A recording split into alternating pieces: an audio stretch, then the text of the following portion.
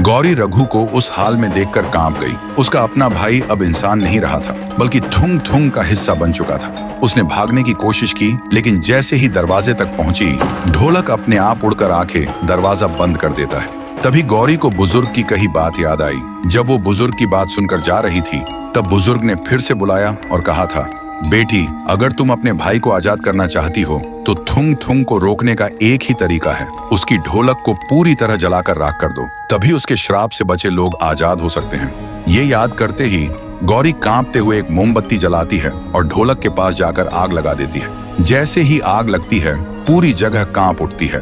थुंग थुंग चीखता है, नहीं, ये मत कर, वरना पूरा गांव लाशों से भर जाएगा।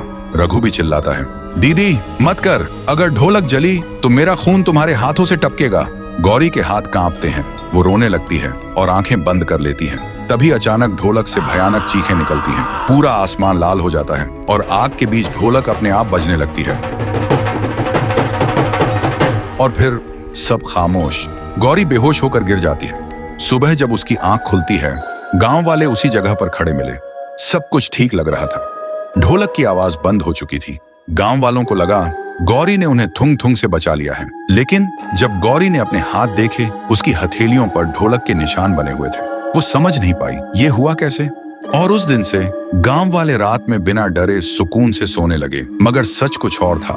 हर रात ठीक 2 बजे गौरी के हाथ अपने आप हिलने लगते और उन निशानों से अजीब सी कंपन निकलती, जैसे कोई ढोल अपने आप बज रहा।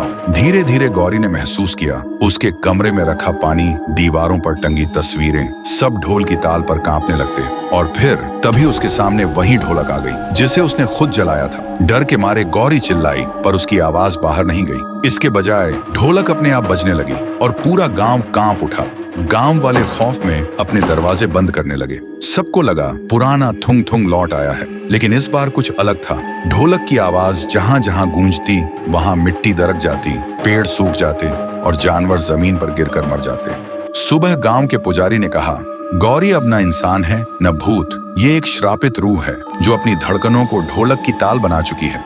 गौरी के अंदर अब 2 आत्माएं थीं, एक उसकी अपनी और दूसरी थुंग थुंग की। कभी वो रोती थी, मदद मांगती थी और कभी लाल आंखों से हंसते हुए ढोलक बजाती थी।